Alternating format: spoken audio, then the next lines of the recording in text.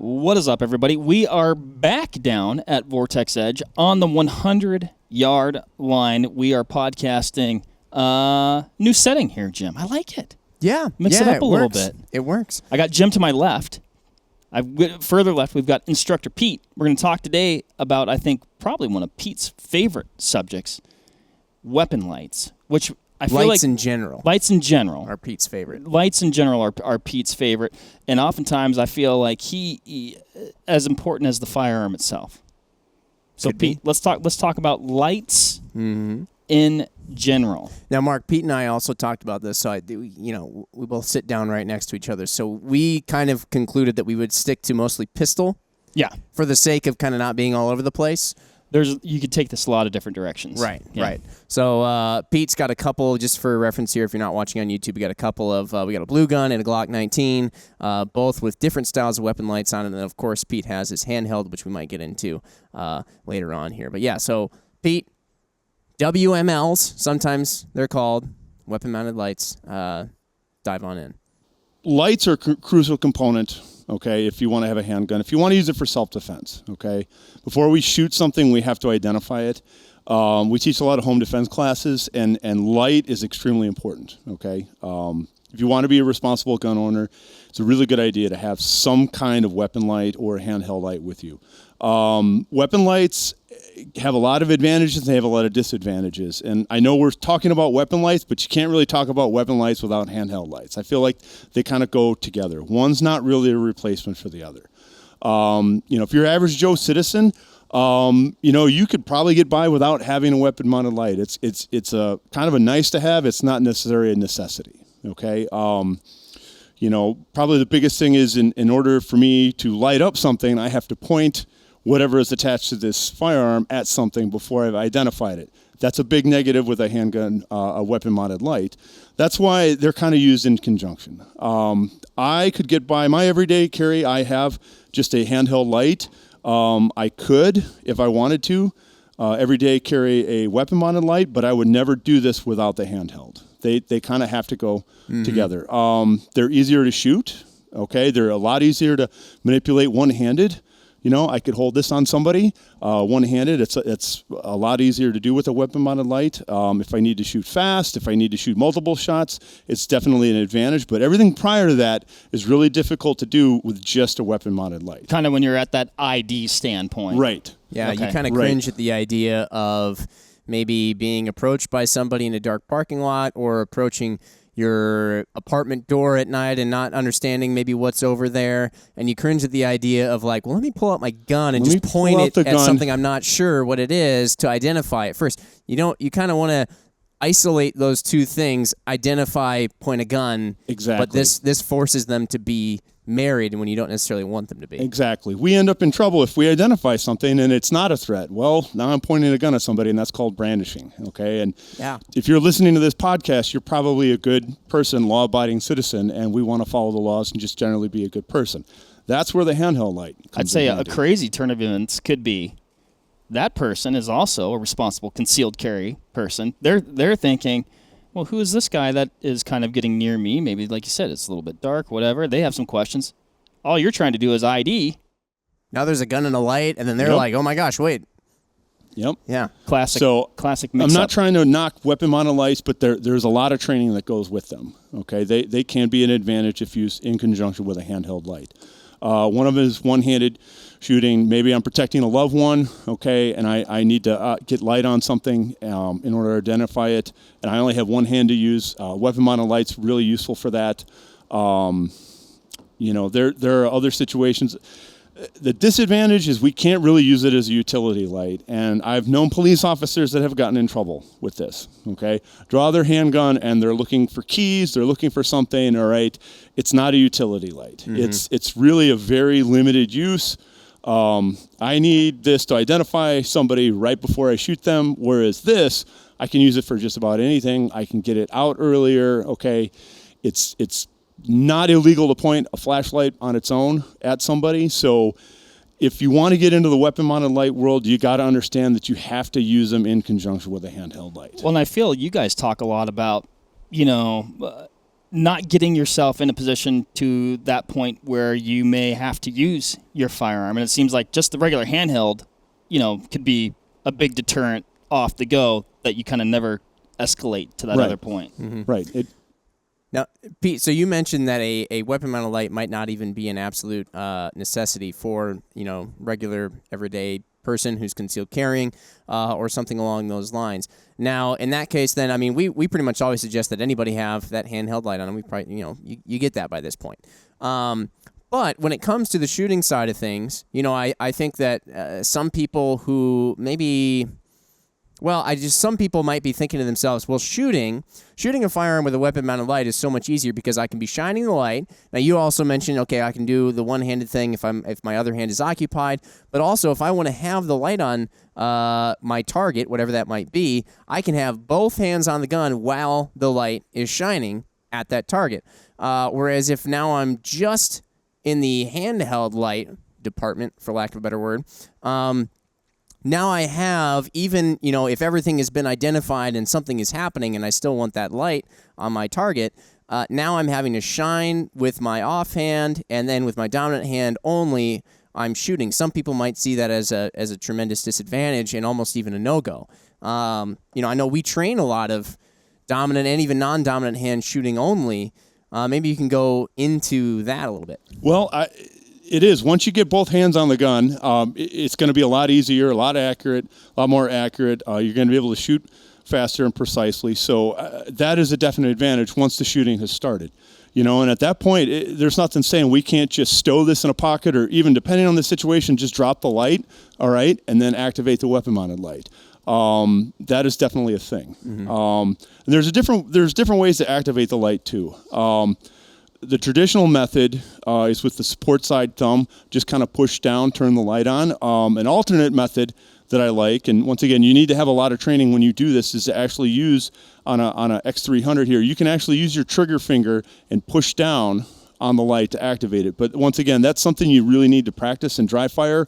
If you're really new to this, I mean, that's something that can really get you into trouble, but it is fast, and it is easy to activate it if you had to do it one hand. Pete, how might that get you into trouble? Well, I mean, if you just threw it on here and you loaded up your gun and you head to the range and you start doing it for the first time, you get that trigger finger doing things, okay, there is always the potential that you could accidentally get that finger in there a little early, the gun goes off early. So you need to practice it. If done correctly, it's a push down and away to turn the light on, okay? I mean, it's very deliberate. It's a push down and away. I mean, I could even do that from the draw pretty quickly.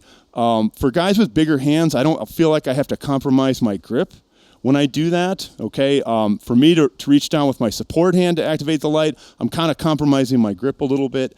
Either technique works, but you need to practice with that, okay? Yeah. Go ahead, Jim. Well, I was just going to say, how about practicing then, with just the handheld light? I know we're talking about weapon-mounted lights, but I think if you're just in the handheld light area and maybe you've decided, well, I don't know if I should have a weapon-mounted light or something like that, how important is it to practice, and what are you doing as far as utilizing just a handheld light? Well, handheld light, we can do this in dry fire. I've done it before. I've shut the lights off in my basement and just practiced this stuff in dry fire. There's a couple different techniques. The one I kind of start people out is like a head index. I just kind of index the handheld light right here against my temple, and I just shine it like that, and that allows me to shoot the gun one-handed like I normally would. It's very consistent to get into. It's very quick to get into. I'm not wrapping hands over here. It's a very intuitive position to get into. I can actually use my elbow to kind of shine the light where I want it to go. That's one technique. If I wanted a little more stability, there's the old school Harry's technique. Once again, this is something you have to practice. Like, you don't want to do stuff like this. I see it happen. Oh, this is where your support hand is coming under the fire, or your dominant hand. Yep. And yeah, there's the potential as you're bringing that, it could you could sweep in front of the muzzle if you're not careful. It's kind of nice if I need to shoot around a corner and I'm a right-handed person. Okay, I can't really do that with the light over here, but I can get it around a corner. There's also a technique where, you could, if you have a small enough light, you could kind of meld everything together in kind of like a syringe technique. And now I have like a two-handed grip right there, and I have used this before. Okay. Flashlight just being kind of grasped between your pointer and middle finger on the support hand, and it's just kind of all in there. Yeah, so you kind of, that's sort of like you're trying to make the closest thing to a weapon-mounted light on a pistol, but doing it with your handheld light. Right. Yeah. Okay. Yeah. Yeah, it definitely kind of mimics that for sure. Yeah. But I mean, essentially what we've kind of gotten at here, though, is that there's a couple of potential combinations, and handheld light only, sure, go for it. Handheld light and weapon-mounted light simultaneously, great. Weapon-mounted light only, not what we'd necessarily recommend. I wouldn't recommend that. Yeah. I wouldn't recommend that. What about, how are most of these lights that are weapon-mounted connected to the pistol, Pete? There's a couple different ways. I know Surefire makes two different types of mount. There's a X300A model that has kind of a universal adapter. It's got like two buttons you kind of push on and slide off. And then there's the B model that just tightens on. I prefer this model. I found over the years, I think it's a little more, if you tighten it on, hand tighten on there, it tends to stick to the gun a lot more. Sometimes with students who come through our classes with weapon-mounted lights, we kind of see them getting thrown off the gun because they're not attached properly. I think this is one of the most solid mounting solutions I've seen. The TLR 7 Alpha over here, the Streamlight one's pretty solid too. I do like the hand tightening though. Instead of just the quick latches, I think those tend to last a little longer. Mm-hmm. Does a person need to pick a pistol with provisions to accommodate a light? Yes, but honestly, I think most modern firearms now really have a light rail already built on them.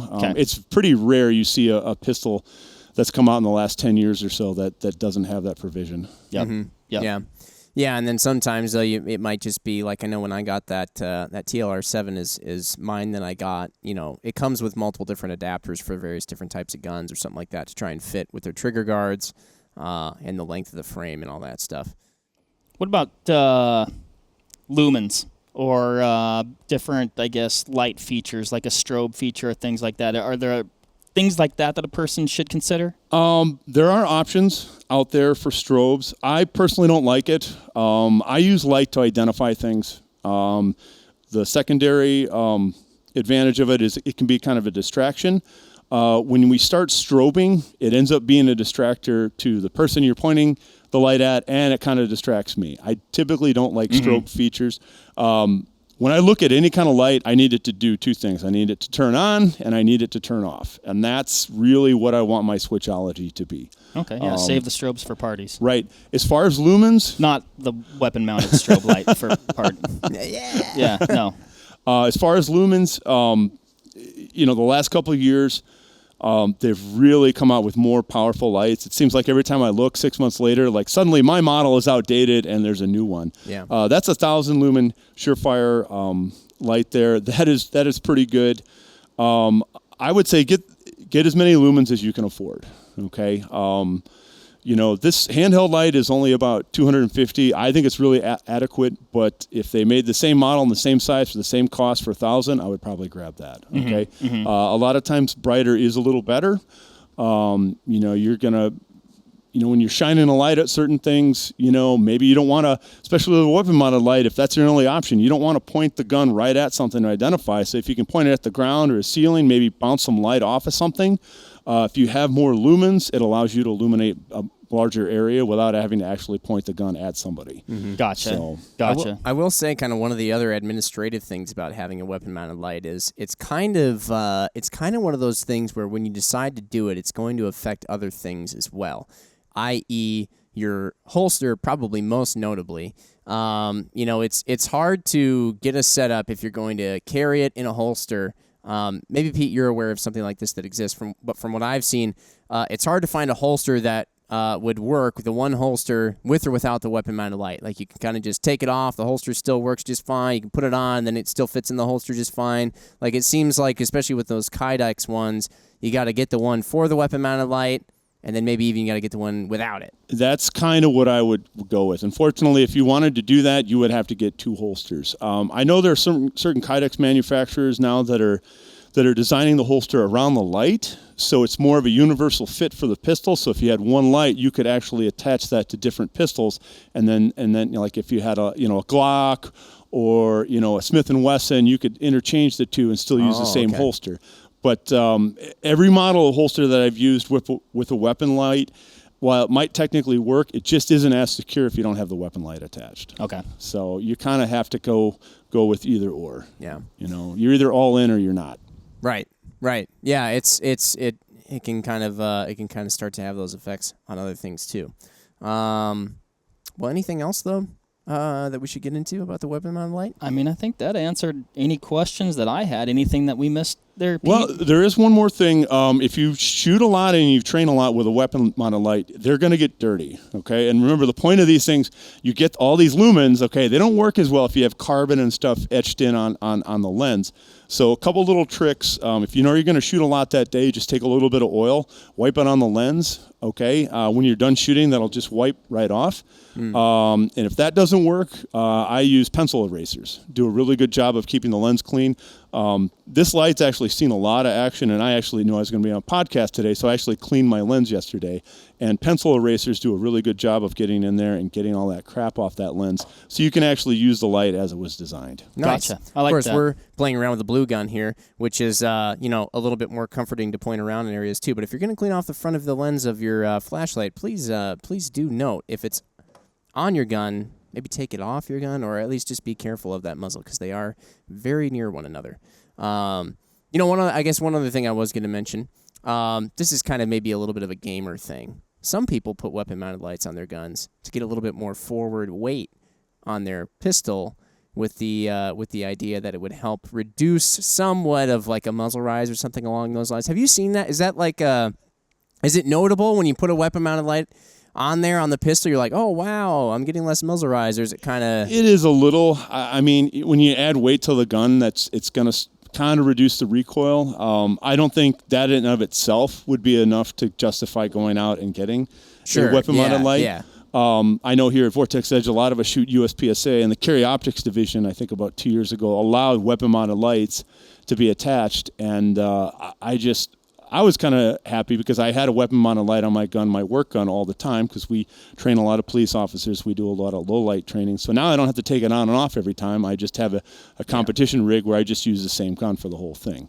As far as just getting a weapon-mounted light for a recoil reduction advantage, I don't really think it's worth it. Probably, if that's your reasoning, probably not. No. If that's your reasoning, we have classes you can take, and we can work on some stuff. We can change your reasoning. We can make you shoot real well without needing that little bit of weight. Jim, I'm glad you had one more question because I have one more question. So, we're talking about shooting with the light on and practicing, right? If you get used to practicing, if you're only practicing with your, let's say, without the light, and you're like, okay, well, I want to put the light on now. Is that going to change like your point of impact, or is it going to affect your accuracy because now you've kind of changed the balance of the pistol in some way? No, but